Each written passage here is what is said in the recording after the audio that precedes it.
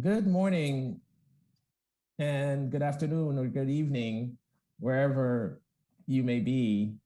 It's a delight for me, Claude Granitsky, to be moderating this discussion again for the Atlantic Dialogues. This is my fourth time moderating, and it's always a pleasure to meet new people from around the world. The topic today is very much about big data and innovation for the South in the global economy. Now that big data talk is has become one of the big talks of the moment, and not just in tech circles, but people always talk about big data, and with that they often talk about artificial intelligence and they talk about machine learning, and what we are going to be looking at is how a lot of these global South economies will be actually digitally enabled and actually making the most of the data that is available and that can be made available for development for these countries. So with that, I'm Claude Granitsky. I'm a media entrepreneur from Togo. I'm also an investor in venture capital, and I'm also the founder of True Africa University, which is an online higher learning platform that I launched in partnership with MIT. And it is my great pleasure to actually start this dialogue, because it is a dialogue before we turn it into a panel, start this dialogue with Pablo Medina. And Pablo is originally from Mexico, but he's currently living in Portugal, like as many people have chosen to do. He is the head of new ventures for Welligence Energy Analytics. And we will start by talking about what the opportunities that Pablo is seeing in the space of energy. And we'll talk about how also, certain African countries specifically, because I spent a lot of time focusing on the future of Africa. Certain African countries are leveraging the power of data and big data to improve processes, specifically within the world of energy. So Pablo, welcome. It's a pleasure to be with you. And I would just like for you to just tell me what you're working on and kind of lead into those two topics that I mentioned. No, of course, Scott. Thank you very much for the introduction. And thanks to everyone for tuning in. I mean, the idea today is just share a little bit of what we're seeing, right, in different sectors of the economy in the global South, and how things can be improved through the use of big data, analytics, and other kind of things, right? As it relates to energy specifically, that's what we're doing at Welligence. That's a company we started 3 years ago to really focus on researching the sector and understanding what can be done in order to innovate and to better use the resources that different countries have right across the world. And as you know, recently, energy transition is a very hot topic, right, in terms of what should come next. Some obviously concerning about the decarbonization process, but then other emerging economies saying, well, you know what, at the same time, I don't have an alternative to those the hydrocarbons, right? So how can you get to a point in which you balance development, economic development, and at the same time you balance the improvement of human life, right? And I think that's a very interesting topic, because in many places in Latin America or in Africa, you have countries with lots of resources, but that historically they have not been that well managed, right? And the question is how to improve to get there. And in many cases, the answer is, well, digitizing a lot of those records and understanding where things are coming from. And once you do have that, going from the analog paper, huge backlog, to having a database, that is when countries can start saying, you know what, this is the data that I have. This is the amount of the resource that I can partner with private companies to produce. And that's when people can really quantify the value, right? Because at the same time, if you don't get to quantify things, then things go, quote unquote, missing, right? Or there's inefficiencies. So what we've been doing is helping countries. We work in countries such as Angola, Nigeria, Ghana, in Latin America, Brazil, Peru, Argentina. So with most countries in the world, just trying to understand how to make a more efficient use of their energy sources as it relates to hydrocarbons or as it relates to the energy transition. So that's a little bit of what we've been working on. And it's exciting, right, to be able to help people make better decisions and be more efficient about it. So that is really something that you hit on that I want to talk about. It's really about decision making. So can you give me an example of, again, if we just stay with Africa, for instance, because that is a continent where there might be a lag compared to other continents, but it also, as a result, there also might be bigger opportunity going forward. Can you give us an example, Pablo, of a country that is doing it really, really well? Yeah, that would be just great. I would love to, just use a case study that you might be familiar with.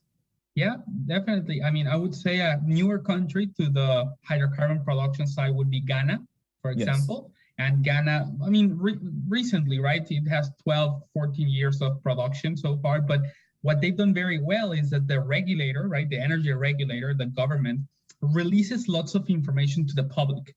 So instead of saying, let's keep everything private, what they've done is, let's make everything public in the internet. So anyone, including citizens that may not be related to the hydrocarbon sector or people that really understand this, both can look and say, okay, this is what Ghana is doing. And I'll give you one example. Gas, natural gas, can be a key part of the equation for Africa, right? For the economies to really develop and get access to cheap energy that sometimes goes hand in hand with renewables. But in Ghana, what they've done is they're very transparent about what happens to the gas that is produced. A 10-second explanation is that when you produce natural gas from fields, you basically can either use it to make electricity. Sometimes if you don't have a market or you don't have a pipeline to move that gas, you have to burn it, right? You have to flare it, which is not good for the environment, but sometimes it's the only solution there is.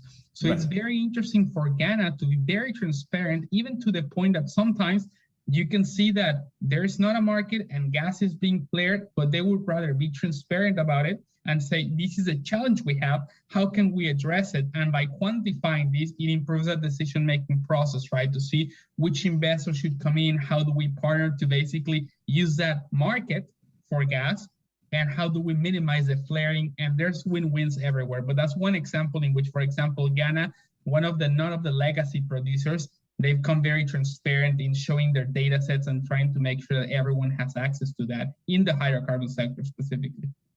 Right. And within the world of renewable energy, since we're talking about energy, let's kind of go there. Within the world of renewable energy, can you give me an example of the use of data for acceleration of transformation, something you might have seen, again, that worked really, really well as a lot of these developing economies kind of shifted more towards renewable energy, whether it's solar or other ones? Yeah, I mean, there's been a few interesting examples, and this is across Africa and also Latin America specifically. But in the solar side of things, the use of satellite imagery, for example, and algorithms to really understand where the best areas to place these solar panels are, for example. And sometimes it's places that people have never been able to go there, right? But one can identify that without being there, and you can lead to a much better decision-making process when you're really trying to tie the demand centers, being the towns or villages that you're trying to connect and understand what that investment amounts to. And I think that that's been a challenge, particularly in the traditional financing side of the world, in which people do not feel as comfortable, right? Whenever a bank or a fund has not had a presence there. So you need to enable those dollars to be connected to the demand for them. And there's obviously people like yourself who have done that before, but it's very interesting to use technology as an aid to that decision-making to happen faster, right? And in a way in which is not biased by one against or in favor of certain decisions, but in the renewable side, particularly as it relates to solar, I guess that wind is a little bit different, that it happens a little bit more in Latin America, right? But there is lots to be done with the electrification of the continent, I'd say. And as it relates to that, data will become a key aspect of it, right? Because a market has to exist in order for people to really connect the supply and the demand of that electricity that could improve the lives of lots of people, no? That's absolutely so such a good example, because it really allows us to kind of imagine something that is totally achievable, but just really just requires a bit of dedication. I'm really also really honored now to welcome to our panel, which is expanding. I would love to, get into another dialogue with His Excellency Mohamedou Ka, the Ambassador of the Gambia to Switzerland, and he was also the permanent representative to various UN organizations in Geneva. Welcome to the panel, His Excellency. It's it's really great that we're talking about this topic because it's so important. I don't know if you are familiar with the author Kai-Fu Lee, who is the author of AI Superpowers. He said that data is the new oil. And that was a transition for me as we were talking about the energy sector to talk about, data for progress, data for development, data as, a new revolution for the African continent. I'm looking at the work that you do with these big institutions, Ambassador, and I'm wondering what is exciting to you right now with respect to how big data and even if we even go further into the world of artificial intelligence and machine learning, how it can be applied to some of our African countries. And we may really just start with your country. You're on mute, Professor. You're on mute. Okay, here we go. Can you yes, hear me welcome. now? Yes, we can hear you now. Thank you. Yeah, thank you. Thank you very much. I was actually in another session and I'm sort of jumping into this session a bit late. But thank you for having me here. When I look at the topic, a couple of things comes to mind. One is the Africa's potential as a growth market for business remains both underestimated and misunderstood, as does the potential for big data and IT to play a transformative role in solving our continent's biggest challenges. Africa's fastest growing population is the fastest growing population and markets. So therefore it presents a significant opportunity for businesses in an environment of slowing global growth. And at the same time, more incredible innovations and foreign investments from business are essential to meet Africa's unfulfilled demand for goods and services, and also to close the gaps in its infrastructure and create jobs and decrease poverty. This requires leveraging data efficiently and also embracing adaptability of emerging technologies for our countries. So these emerging technologies of artificial intelligence, of IoTs, of machine learning, of robotics, these are critical to prepare our economies for the fourth industrial revolution. Now, there are a couple of essential things that maybe we will get into. Is Africa ready to embrace these emerging technologies that are critical to harness the opportunities and the importance and significance of big data? The answer, and are we competitive? Can we compete? The answer for me is no, we can't compete at this moment. Do we have the potential to compete? Absolutely. So African companies, as they are, cannot truly compete with the IT giants in the world, especially those that are leaders in these emerging technologies and big data. And here are some following reasons that substantiate that. Protectionist barriers usually collapse in emerging markets such as Africa as multinational companies enter these markets determined and fixed to solicit new opportunities for growth. For local consumers, the arrival of multinational companies is a great asset because of the benefits to wider choices. For our local companies in this space, they've seen this is as a death warrant or a sentence as they are comfortable with dominance in a protected market. Foreign market entrants come with a wide range of advantages, such as substantial and cheap available financial resources. These advanced emerging technologies that have matured in those environments, superior products, powerful brands, etc. But does this mean that we cannot leverage these emerging technologies such as AI, such as machine learning. Yes, we can, and it's important, but we must fix our education continuum and prepare our youths properly to be able to be producers and consumers using these emerging technologies, so that it will not be like how the Industrial Revolution bypassed us. We have an opportunity not only to embrace these technologies, but make them value creating to affect our value chains. But for us to do that, we must fix our curricula in our universities, in our high schools. We have to make sure that STEM education take root.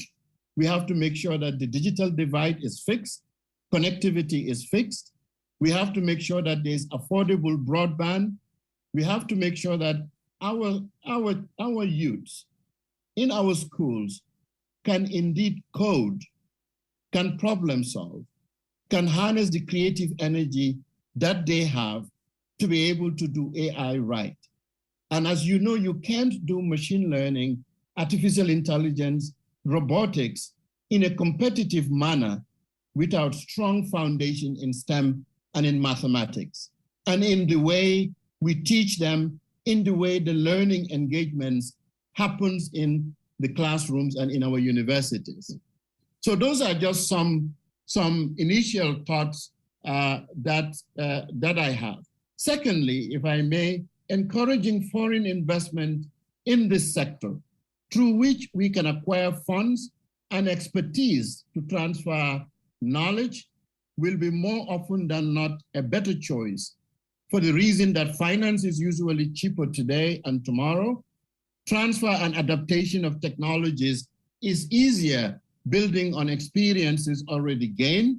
Some competitive assets may also be the basis for expansion into other markets when our youths are providing with the tools and the skills to transfer knowledge.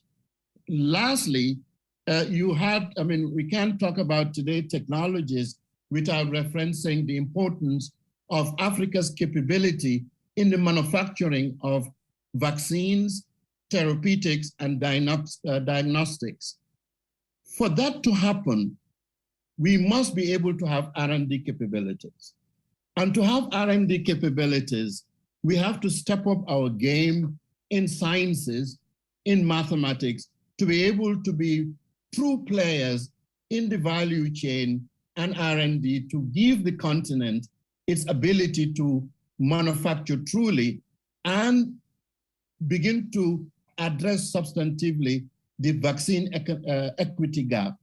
And for that, the whole notion of IP waivers, intellectual property waivers, it's a very critical issue that we must make sure that it trickles down to African countries and the countries of the South to be able to build these capabilities and competences. Ambassador Ka, it was great that you talked about healthcare and the vaccine as perhaps the single most important and immediate topic, given the fact that Africa is still kind of very much suffering from the pandemic and the way that the whole world is, but then obviously only 9% of the African population is vaccinated. So that is an entire huge topic. But if I'm going to take it back to the issue of data and what we can do with the tools of artificial intelligence and machine learning and so on, even though the African continent that really was late to previous industrial revolutions, there's a case to be made that the continent can actually play a bigger role in the global digital revolution. And if artificial intelligence alone has the potential to add over 15 trillion to the global economy by 2030, so within the next decade, this could be transformative for many African economies. And the work that I do with True Africa University, which is an online learning platform for higher education that I launched in partnership with MIT, as I was saying earlier, is very much based on connectivity. So my question to you as an official is, do you believe that African governments are doing enough with respect to providing access to connectivity and internet for the populations? And if you don't, then do you think it's justified for foreign corporations like Google and Facebook to be the ones investing in connectivity for the African continent, even though they are Silicon Valley or American companies? Thank you very much. You know, the fact of the matter is African governments and developing countries in general do not have the infrastructure and the capabilities to harness emerging technologies in the connectivity space, to be able to ensure that broadband connectivity is universal, accessible, and affordable, and goes beyond the urban areas and move to the rural communities where it is needed most, whether it is to smarten agriculture or to digitize healthcare or delivery of services or access to learning materials and learning engagements with digital platforms and services with digital learning technologies. So our governments are not doing enough, do not have the resources, and we don't have the abundance of competencies and capabilities. However, we have youths that are creative, that are ready to embrace these emerging technologies once these connectivities are provided for them. We cannot do it on our own, and the policy space must be revitalized and made friendly to encourage and go deeper in strengthening collaborations and partnerships with organizations and tech players like Google, like Facebook, among others.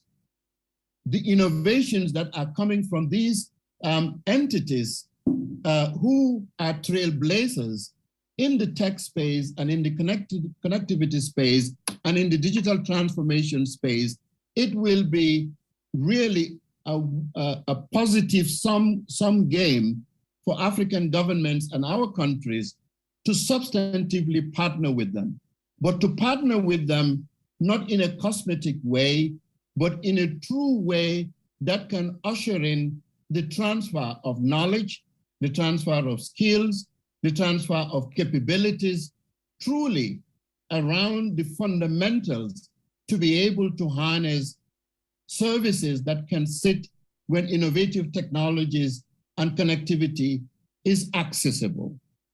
So the connectivity problem or challenge, in my mind, can be accelerated and resolved through smartened collaboration and partnerships with leaders in the tech space, Google, Facebook, Microsoft, etc. But to do that, these organizations must also revisit their business models and the manner in which they enter the African market to be able to truly have a partnership that could be mutually beneficial. You see, for this organization, the frontier is Africa. Those that are competitive today in the data world, in the big data world, in the AI world, in the robotics world, in the machine learning world, the feature and value creation of their businesses and its sustainability is in the continent. It's the biggest market. And it has the enormous youth that are creative and have contents. And we have begun to see successes among these youths that are having startups and entrepreneurships in this space that are becoming very successful, for example, in Nigeria. And we have seen the efforts, the very valuable efforts of collaboration and partnership of Facebook's Andali in Lagos. They're not only building capacity and competence, but they're building a newer form of young African entrepreneurs who are building new companies in this space.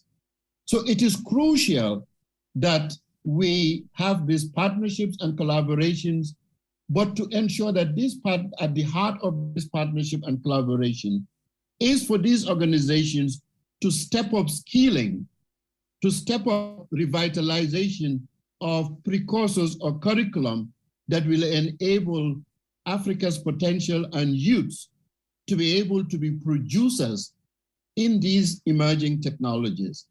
Data, we have lots of data in the continent of Africa. The issue is not data. The issue is building an agile, resilient data infrastructure and digital infrastructure for our countries.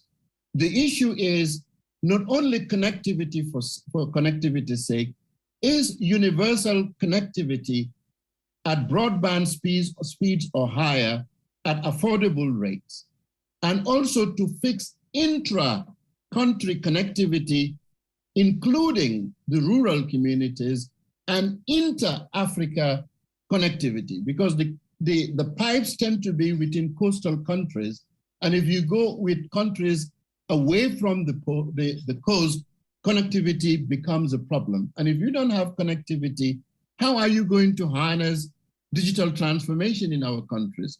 How are we going to leverage digital transformation for development in the global south for data-driven economy? The data-driven economy, at the heart of it, must be data infrastructure.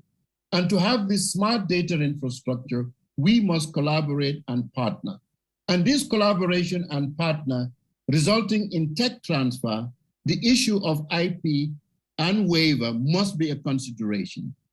You see, digital transformation provides our economies with new opportunities to leapfrog the industrial age infrastructure and draw out vast knowledge spillovers from the internet and take advantage of these new markets that are offered by digital platforms and services. You mentioned MIT. MIT is a leader, a thought leader in digital platform and services economy. How do we partner and collaborate with institutions like MIT, with institutions like Google, with institutions like Microsoft, with institutions like Facebook, to be able to build this needed data infrastructure and connectivity for Africa to rapidly embrace digital platforms and services and have digital health infrastructure that is comprehensive and accessible? How do we have digital smart agriculture where our youths will be able to harness robotics and drones and intelligence extracted out of data to improve crop failures, etc.? How do we ensure that we have the digital infrastructure and connectivity with partnerships to ensure that digital learning technologies take root in our communities so that when a pandemic like COVID hit, not only the elites of Africa will have access to learning materials, where 90% of the young people that live in rural communities across Africa cannot have access to learning continuation because of lack of connectivity and digital tools. How do we re-educate the teachers in our universities, in our schools, to be equipped with digital competencies and skill sets to transfer that to the future young generations who will be coding in the early years of their education, who will love mathematics and physics and chemistry and biology and have the essential accessible learning content and engagement to be the future producers of new generations of AI and frugal innovations that can be applied to areas that can affect the quality of lives of our people. Now, I have one more question for you, Ambassador Ka, before I move to Pablo Medina. And that really is going to dovetail on what you just said now about the opportunities for Africa and some of the challenges that we're seeing. If we just look at the healthcare sector, for instance, we just realized that, of course, most African countries don't have enough quality doctors, and there's a huge demand for proper healthcare. And if we look at telemedicine as an opportunity to harness the data to be able to serve populations that are underserved or in more rural communities that don't necessarily have access to doctors, and we could imagine using chatbots or virtual assistants and using the proper data to be able to get patients to consult and see doctors virtually and so on. We see that COVID-19 pandemic has demonstrated that AI-backed telemedicine could really make quality healthcare more accessible to many more people. But unfortunately, the investments that are supposed to be going into the innovation for the startups that are supposed to find solutions, like the ones I've described and others, the investments have not really materialized. If we look at the startup scene in Africa, 50% of the investment goes into fintech, which is great because fintech needs disruption, as I was discussing earlier with Pablo Medina. But what do you think from a healthcare perspective government can do to accelerate this transformation in order to enable systems to support patients, again, in rural areas, given that rural areas are, a very large percentage of the population of our continent? Claude, it is crucial. It is crucial, and what we have learned on the lack of resilience and lack of access to competent healthcare, and it's becoming a human rights issue and an inequity issue, not only globally, but within our countries. And it is digital infrastructure and digital transformation in the health sector in a holistic manner that can structurally transform rapidly the healthcare and access to healthcare and healthcare competencies, whether it is within the country where you don't have adequate capacities and competencies, with AI-enabled services and tools, it will make it accessible to nurses that are in dispersed communities. So digitalizing health must be at the heart of revitalization of the health ecosystem across our countries. It will make the value chain of the healthcare delivery system more efficient. Also, the supply chain issues, once they are digitally enabled in our countries, we will begin to save lives. We will be able to have agility in the healthcare delivery system. But again, this shouldn't be abstract notions where you bring tools and locate them in these communities. It must go hand in hand with building the competencies and the capacities and the capabilities of healthcare professionals who are digitally capable to be able to maintain and usher in a digital health infrastructure. It is today the most important transformation and disruption that is needed to improve and sustain and ensure resilience of our healthcare delivery system. And at the heart of it is harnessing data and big data and AI and machine language tools to be able to unravel the mysteries with the huge chunks of data that sits across rural communities and in our hospitals that we don't have the tools to unravel them. And AI and all these emerging technologies and a digital health will enable us to be able to do that. You mentioned about funding. Yes, most of the funding is going on fintech. And I hope that not only people in the finance space, but even African governments in their budgetary allocations must begin to understand and appreciate the centrality of digitalization for the healthcare ecosystem and budgetarily commit to development and deployment and building capabilities in this area, and also reach out to collaborations and partnerships so that digital health is central to the healthcare ecosystem and value chain.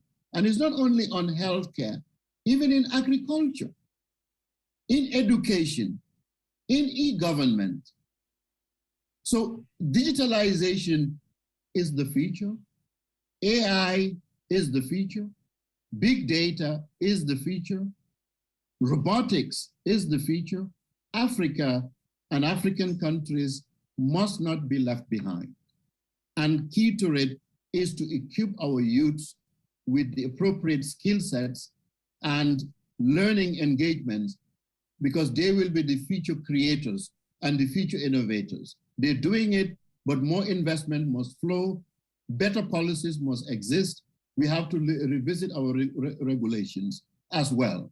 The regulatory environment must be friendly and open, as well as the governance of data is very critical as we begin to see data emerging to be very important if it is coupled with a data infrastructure that is in place.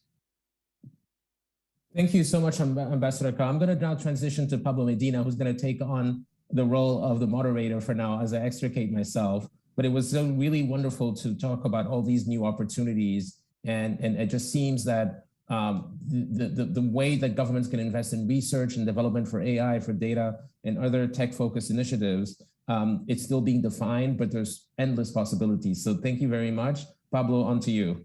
Thanks, Claude. And thank you, Ambassador. That was very interesting from that perspective to listen and how to bridge that gap, right, between the needs of where one wants to get and where we are. And I think that one question that I wanted to ask is, do you see enough proactivity from the private sector or from the international organizations to try to create that bridging between where African countries would like to be? And I'd say that being from Latin America is a similar situation, right? It's very different in countries, so I don't like to put every continent, every country into the same bucket. But do you see that there could be more to be done from the tech companies or from universities, and then have initiatives that bridge those gaps? Because sometimes, and I say this from experience, we've reached out to governments to try to help them digitize their own records, their own understanding of their energy sector. But sometimes there's a lack of a framework, right? And not to be strict on a framework, but to understand how it can be a win-win situation, right? How can I help your country understand your own resources and the use of those? And how can you help me bring others to invest in the country? So do you think that having some standardization would allow to leverage all of these tools a little bit more? Or what is your perspective on that front? My perspective is, yes, the international organizations and the multilateral organizations do realize the importance of digital transformation.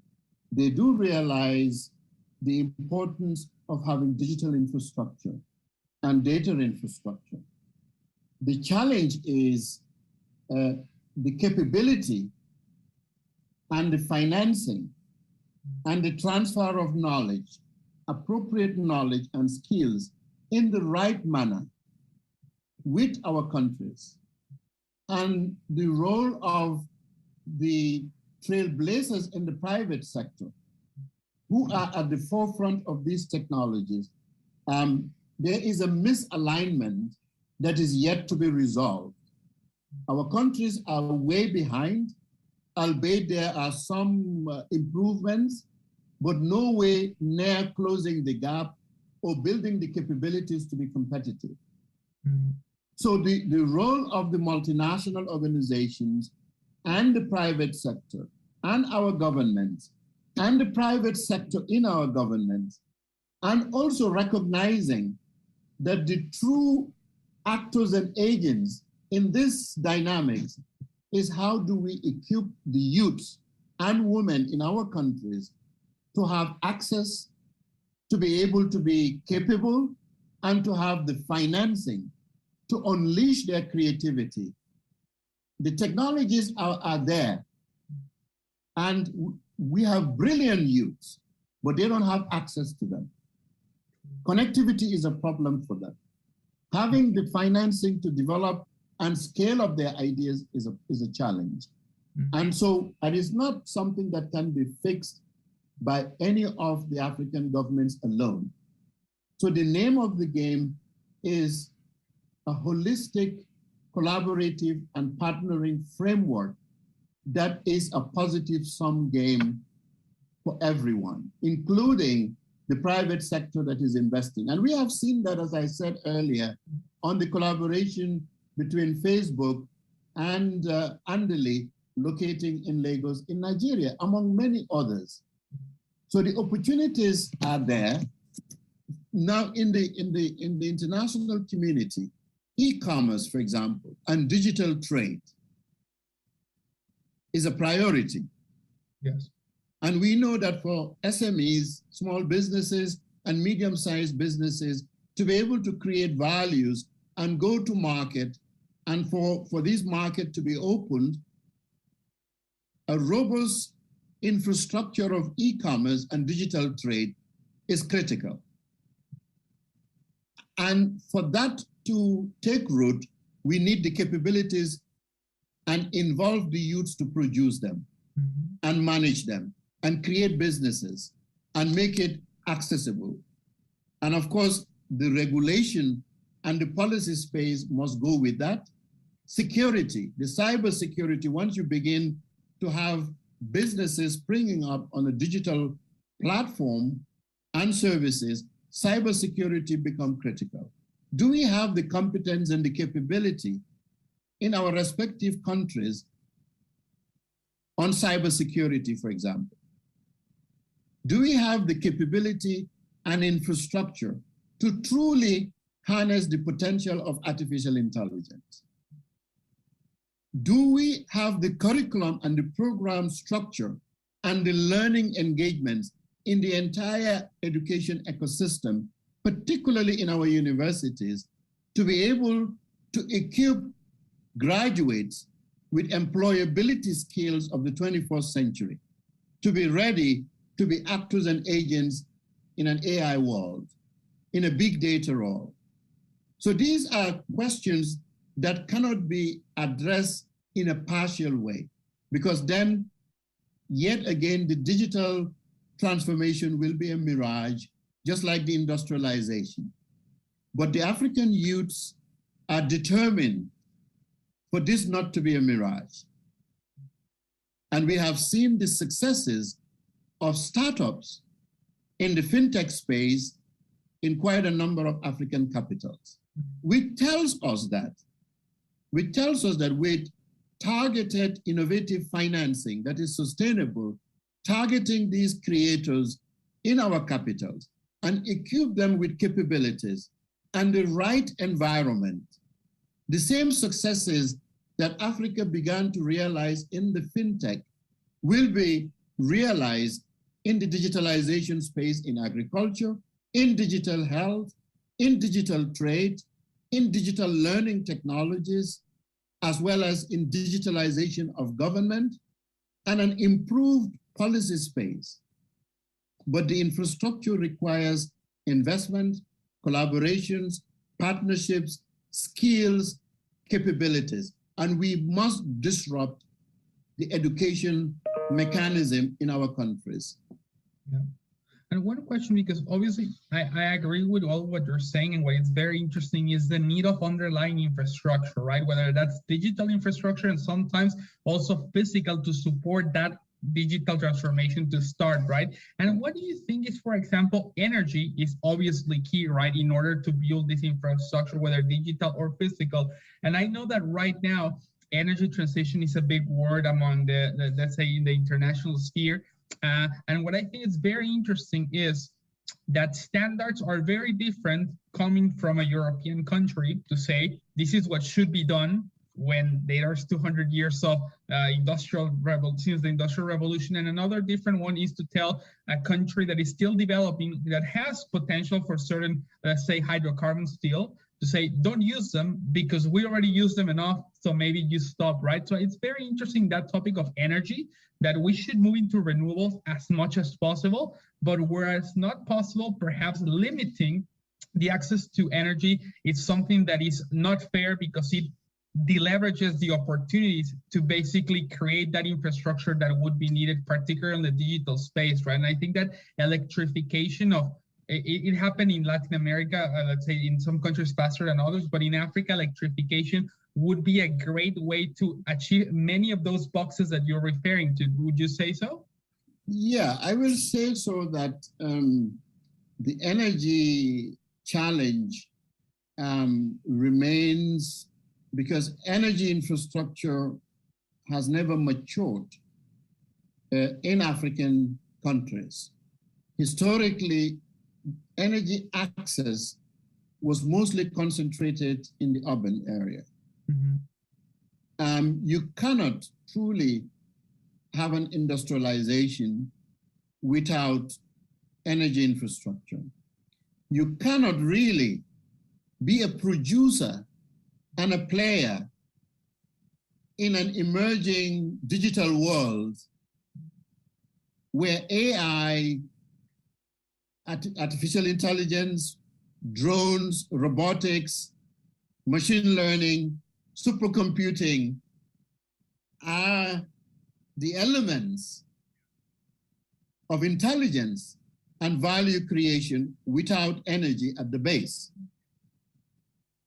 The potential of renewable energy, different facets of renewable energy, is just beginning to get into the discourse and haven't taken root yet in the policy space and in the investment space.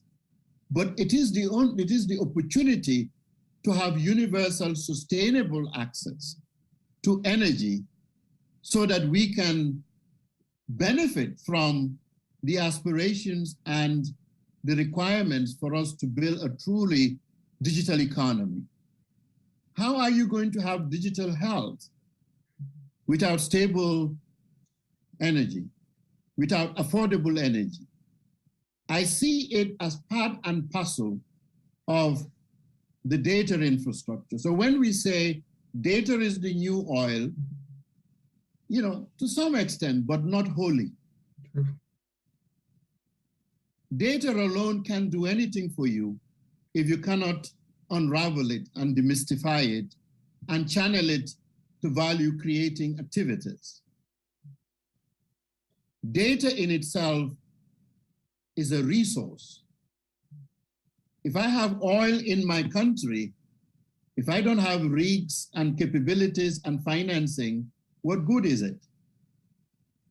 So we have massive data resources, but we don't have the energy infrastructure. And now energy in itself requires to be smart, to be distributed, to be clean, to be accessible, to be affordable. So it's not an either or.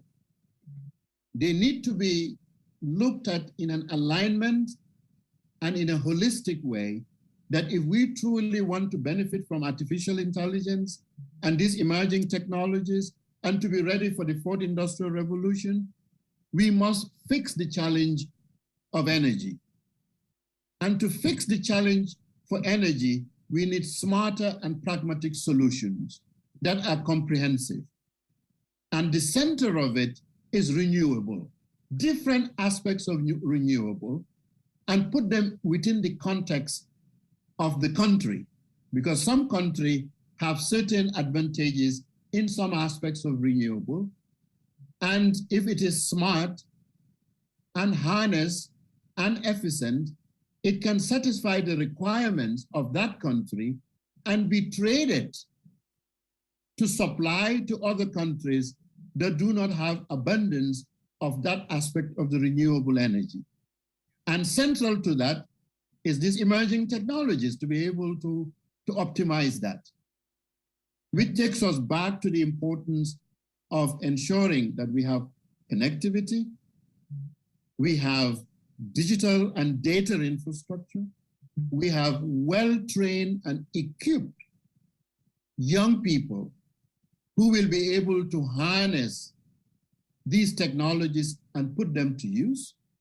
We ought to be able to channel innovative and sustainable financing to the buildup of this digital infrastructure to the buildup of these capabilities, to the buildup of energy infrastructure. Not only an energy infrastructure, but a smarter energy infrastructure that is clean, that is green. Yeah. And one question, when you talk obviously about youth, right? That's one of the key advantages of Africa as a continent in terms of like all the growth that will be coming. Do you think that given the now you have generation of people that have in some cases emigrated to other countries, but have been exposed to lots of different ideas, lots of access to organizations, whether that's on the private sector or on the public sector, do you think that that combination of ideas from how to apply it locally in their countries of origin, and I say it from the perspective, I'm from Mexico and I was in the US, and now you start thinking, how could you apply different things? But that applies everywhere. Do you think that let's say group of people that have had international experiences, bringing that and applying it in the country, do you think that's a pretty powerful source of inspiration? Because it's sometimes the ideas that can be applied and they've already seen the success case. So it's only a matter of tweaking it with the help of different players, but that there are several things that we're not trying to reinvent the wheel or go for the toughest improvement, right? Sometimes there are easier wins that one can do. And one example comes to mind. You were saying digitizing records, right? And that's something that we're not talking here about building a very complex AI algorithm or anything like that. Sometimes it starts with those simple steps that allow you to make things scalable, right? And as you were saying, that digital infrastructure basically allows you to get there, because ultimately what you're trying to do is not build one process, but to be able to create an array of processes that use the same data, right? And you think that bringing people that have had that international experience, is that an interesting part of the puzzle for countries in the South? Yes, I mean, it is, when I talked about collaboration and partnership, it's in a holistic manner. It's not just collaboration between the private sector and public sector and entrepreneurs in the continent. Part of that includes the diaspora population. The truth of the matter is, not all diasporans who are capable and exposed will pack up en masse and go back. It may happen. But what could happen is for them to be part of that collaboration and partnering mechanism, and also to create the policy space for them to be truly engaged in the buildup of infrastructure. If you want to build data infrastructure or digital infrastructure or connectivity, they are a critical part of the needed human resources. And in that partnering mechanism, to be included in the intervention of the deployment. Some of them may be provided with opportunities in the financing mechanism to be able to bring their expertise, their knowledge, and transfer it and root it, whether it is in the private player in the energy or in the data or in these emerging technologies. We've seen it in some countries. When you go to Nigeria or Kenya or Ghana and Senegal, you will notice that most of these startups and the successful ones, quite a number of the players, the actors and agents, are these very same diasporans who have not only been exposed with in these new technologies, but have been participants, have graduated from the world's best universities and were opportune to work and provide leadership in these top companies. And we've begun to see quite a number of them returning, collaborating and partnering and establishing startups, which is a new phenomenon and it is yielding. But it needs to be scaled. It needs to be embraced by the policy space in our countries, which can sometimes frustrate some of these diasporans. And these diasporans also must take the opportunity to also learn the cultural norms, even though they have roots there, as well as the adaptability and the requirements, and also the patience, because their patience will be tested. True. To be effective and to be efficient. But those that are resilient, that have the stay power, they will be the future leaders and competitors in the tech space. We've seen some in the fintech area, we've seen some companies that were acquired with substantive amounts, but those that were behind it are those that were trained and exposed and experienced and went back to Africa and were able to find a need and use these emerging technologies to solve that. We need more of that. Our governments must carve out an effective and efficient pragmatic strategy to encourage this collaboration, this partnership, this investment, this relocation of the best of our human resources in this space that are living across the world, and not to see them as other, but to see them as part of the needed disruption, to see how they can actually play a significant participatory role in the country. And we must also begin to think beyond our geographical borders and think broader than that, and champion capabilities and the migration of capabilities to add value. That talent can be shared, can migrate, and can be valuable beyond the borders of one's country. It's true. And to that point, I think that you're mentioning education being a very important part of things, right? And for example, now in this world in which coding skills are so important, right, for the new roles of the future, being able to create a software or even like as it applies hardware with software. And it's very interesting because this is a global economy, as you will say, and in many places, companies hire people without even being present in the country, right? Whether it's a case, for example, of Eastern Europe, sometimes in the case of Southeast Asia. So it would be very interesting if that educational foundation, if we want to call it like that, could enable not only growth in the country from the perspective of industry, which would be great, but at the same time could enable you to access markets and one would have not thought, and you're now exporting knowledge in a way or skills of your own people in order to not be limited only by what's happening in the local economy, but also you're tapping into markets that, I mean, as long as one is competitive and those skills are well taught, and obviously that's the key of the STEM education you were mentioning, that's a very interesting opportunity, right? Even beyond the border, just like what you were saying.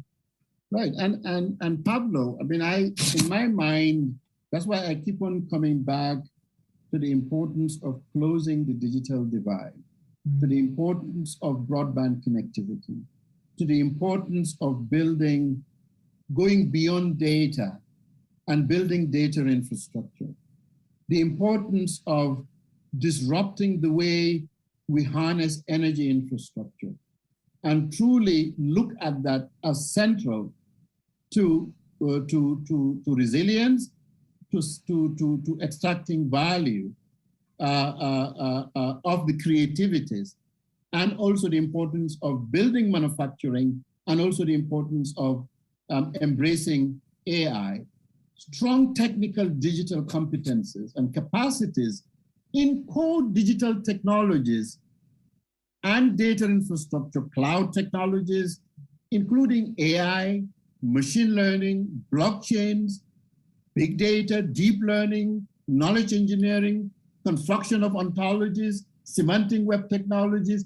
These are things we take for granted in the environments that are competitive in the tech space. But if you come to our countries, you go to the best of our universities, you will not see these things as core areas within the curricular and program structure and the way degrees are acquired. So disruption, even in the education infrastructure, if we want to truly harness and be competitive, needs to be urgently revisited. The value of emerging digital technologies, both in terms of hardware, software, digital platforms and services, the policy space, the governance mechanism around data, it should also be assessed as to how well they will enable connectivity to reduce the gender gap digitally, the affordability barrier, and the urban-rural divide in this area. It is also key that emerging digital technologies unleash affordable connectivity and digital services and tools, and that can only happen when we collaborate and partner truly and have the giants like Google, Facebook, Microsoft invest massively in the youth of Africa, in the building of their capacities and capabilities. Because you know what? It will come back as a value for these organizations. And I have seen moves where Google have located in Ghana, for example. As I said, Facebook is in Lagos, among others. This is the right trend, but it should go beyond just a presence, but to work as a partner with the governments, with the private sectors, with the civil societies, and also invest in the talent that is emerging and invest in also building capabilities and competencies. So the centrality of adequate investments, substantive and pragmatic collaborations, coupled with this tripartite partnership with government, with private sector, with CSOs, and other actors in the ecosystem will be key. Well, that's very interesting. And Ambassador, thanks for sharing your thoughts. I think that what you're saying is obviously we need like this combination, right, of a willingness to be able to change things, but at the same time to have the right support, right, to be able to build that foundation and that infrastructure in order to get there as it relates to the digital world, as it relates to energy in itself, to allow for these conversations to be had, and for that to occur, a mix of government support, at the same time NGO, multilateral organizations being able to be there, but also the private sector as well with the diaspora. And mixing all these factors could allow basically a combination that could allow, particularly in the South countries, right, mostly in Africa, where you could have such a growth given the population base being so young, and that's where education it's so important. But now, Ambassador, thank you very much for your time. And I don't know if you have any other final remarks that you'd like to make. Lastly, Pablo. Of course, please. Thank you very much. It's been a long day because I was in another session. So it was very fresh, very many ideas. Yeah. You know, I just wanted to say that we need a game-changing mindset. And we need to have the courage and conviction to disrupt in order for us to be able to leverage these emerging technologies and big data and truly benefit from the opportunities that digital transformation has an opportunity to provide for our people. We must go beyond the rhetoric and the niceties of sounding good that we are going to embrace AI, we are going to embrace big data, we are going to. It's not a matter of going to, it's a matter of doing. And to do, we need to roll our sleeves and build the capabilities and the capacities. I cannot overemphasize the importance, again, of STEM education, and to disrupt the way our children are being taught, as well as how they're learning sciences and mathematics. I don't know anybody who can truly have AI without strong mathematics and physics, among others. I don't know anybody who can truly intervene with chunks of data, with big data, without smart algorithms and good problem-solving skills and good mathematics under your belt and good sciences. So we must not be cosmetic in terms of when we say capacity, when we say transfer of knowledge. The technical assistance we do has to be more substantive than cosmetic. We are not going to benefit from AI and truly have digital transformation in our countries by doing PowerPoint, Excel, Word, and text and WhatsApp as a consumer. Yeah, complacency is the enemy of progress in this case. Exactly. So I think that we need to go beyond the rhetoric and truly build the building blocks. And it's hard work and smart work, but the value it will generate to rejuvenate our economies will be huge. And those that are the leaders in the tech space must not think that the only entry to add value is for them to collaborate and partner with government. That's true. There's lots of avenues, no? Yes, which has been the tradition. You come into country A, you open a shop, you hire some few people, and you're busy chasing after government people to understand. You'll be doing so many proposals, so many concept notes, and nothing will happen, and the technology is moving. True. I think focusing on identifying relentless, committed, exuberant youths, men and women, and investing in them and taking a risk, which is not a risk, but taking an opportunity in them, I think will be the feature that can shape truly whether we want to build the energy infrastructure or whether we want to be producers, whether we want to begin to use AI tools, not as a user, but part of the producers, where companies that are in the non-developed world will see you that the content that you have the capability to produce tools and services that can be of value globally.